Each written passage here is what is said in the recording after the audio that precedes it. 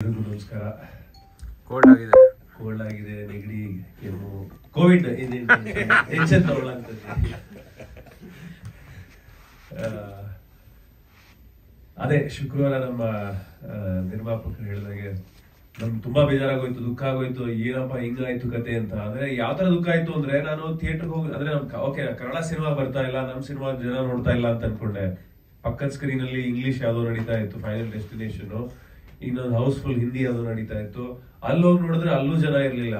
ಅಂದ್ರೆ ಒಂದು ಶುಕ್ರವಾರ ಒಂದು ಕ್ರೇಜ್ ಇತ್ತಲ್ಲ ಮುಂಚೆ ಜನಕ್ಕೆ, ಅಂದ್ರೆ ಸಿನಿಮಾ ರಿಲೀಸ್ ಆಗ್ತಾ ಇದ್ದಂಗೆ ಫಸ್ಟ್ ಶೋ ಅಂತಲ್ಲ, ಬಟ್ ಆ ಶುಕ್ರವಾರ ಬರ್ತಾ ಇದ್ದಿದ್ದು ಫುಟ್ ಫಾಲೇ ಇರ್ಲಿಲ್ಲ. ಅದೆಲ್ಲ ನೋಡಿ ನನಗೆ ಒಂಥರ ಬೇಜಾರಾಯ್ತು. ಆಮೇಲೆ ನಮ್ಮ ಸಿನಿಮಾಗೆ ಬಂದಾಗ ಸ್ಯಾಟರ್ಡೇನೂ ಅಷ್ಟೇ ಒಂದ್ ಸ್ವಲ್ಪ ಪಿಕ್ ಆಗಿತ್ತು. ನಿನ್ನೆ ಎಲ್ಲಾ ಕಡೆ ಆಲ್ಮೋಸ್ಟ್ ಫುಲ್ ಆಗಿತ್ತು, ಅದು ಖುಷಿ ಆಯ್ತು. ಯಾಕೆಂದ್ರೆ ಒಂದಷ್ಟು ಜನ ಬಂದು ಹೇಳಿದ್ರು, ಅಲ್ಲ ನಮ್ಮ ಫ್ರೆಂಡ್ ನೋಡಿದ್ರು ಮೊನ್ನೆ, ಅವ್ರನ್ನ ಹೋಗಿ ನೋಡಿ ದಯವಿಟ್ಟು ನೋಡಿ ಅಂತ ಹೇಳಿದ್ರು, ಅದಕ್ಕೆ ಬಂದಿದೀವಿ ಅಂದ್ರು. ಸೊ ನನಗೆ ಎಲ್ಲಿ ಖುಷಿ ಆಯ್ತು ಅಂದ್ರೆ ವರ್ಡ್ ಆಫ್ ಮೌತ್ ಸ್ಪ್ರೆಡ್ ಆಗ್ತಾ ಇದೆ, ಜನಕ್ಕೆ ಇದು ಮುಟ್ತಾ ಇದೆ, ನೋಡ್ಬೇಕು ಅಂತ ಅನಿಸ್ತಾ ಇದೆ. ಸೊ ಹಾಗಾಗಿ ಇವತ್ತು ಒಂದು ಪ್ರೆಸ್ ಮೀಟ್ ಉದ್ದೇಶ ಕೂಡ ಅದೇ, ಚೆನ್ನಾಗಾಗ್ತಾ ಇದೆ. ಸೊ ನಿಮ್ಮೆಲ್ಲ ಸಪೋರ್ಟ್ ಇಂದ ಇನ್ನ ಚೆನ್ನಾಗಾಗುತ್ತೆ ಅನ್ನೋದು ನಮ್ದ ಒಂದು ಆಸೆ, ಅಭಿಪ್ರಾಯ. ಸೊ ದಯವಿಟ್ಟು ನೀವೆಲ್ಲ ಸಪೋರ್ಟ್ ಮಾಡಿ, ಈ ಸಿನಿಮಾ ಇನ್ನ ಜನಕ್ಕೆ ಮುಟ್ಲಿ ಅಂತ ಕೇಳ್ಕೊತೀನಿ. ಆಮೇಲೆ ನಿರೂಪ್ ಅವರು ಕೂಡ ತುಂಬಾ ಥ್ಯಾಂಕ್ಸ್. ಅಂದ್ರೆ ಒಂದು ತುಂಬಾ ವೆಯ್ಟ್ ಇರೋಂತ ಪಾತ್ರ ಅದರಲ್ಲಿ.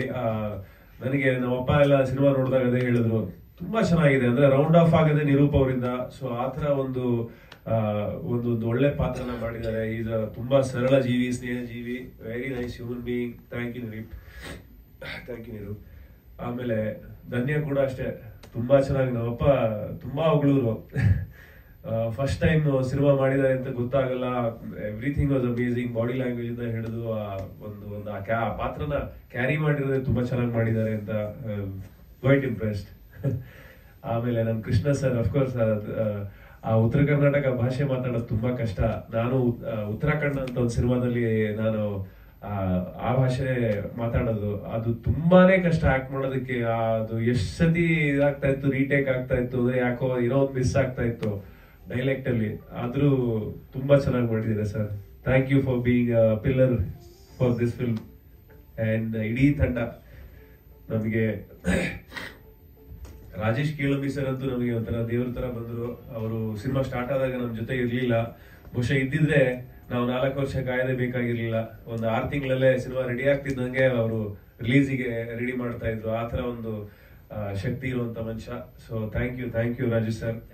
ಆಮೇಲೆ ಪ್ರದ್ಯೋತ್ ಮ್ಯೂಸಿಕ್ ಅಂತೂ ತುಂಬಾನೇ ಹೊಗಳ್ತಾ ಇದಾರೆ. ಬ್ಯಾಕ್ ಗ್ರೌಂಡ್ ಸ್ಕೋರ್ ಎಸ್ಪೆಷಲಿ ಅದ್ಭುತವಾಗಿದೆ. ಅಂದ್ರೆ ಒಂದು ಡಾರ್ಕ್ ಕಾಮಿಡಿಗೆ ತುಂಬಾ ಇಂಪಾರ್ಟೆಂಟ್ ಆಗುತ್ತೆ ಬ್ಯಾಕ್ ಗ್ರೌಂಡ್ ಸ್ಕೋರ್. ಸೊ ಎಲ್ಲರೂ ತುಂಬಾ ನಿಮ್ಮನ್ನು ಹೊಗಳ್ತಾ ಇದಾರೆ. ಆಮೇಲೆ ಸರ್ ಎಡಿಟಿಂಗು ಅಷ್ಟೇ, ಎಷ್ಟು ಜನ ನನಗೆ ನೀವು ನಂಬ್ತಿರೋ ಇಲ್ಲೋ, ಇದ್ರಲ್ಲಿ ಇನ್ಸ್ಟಾಗ್ರಾಮ್ ಅಲ್ಲೆಲ್ಲ ಅವರೇ ಟ್ಯಾಗ್ ಮಾಡ್ತಾ ಇದಾರೆ ಸಿನಿಮಾ ನೋಡಿ.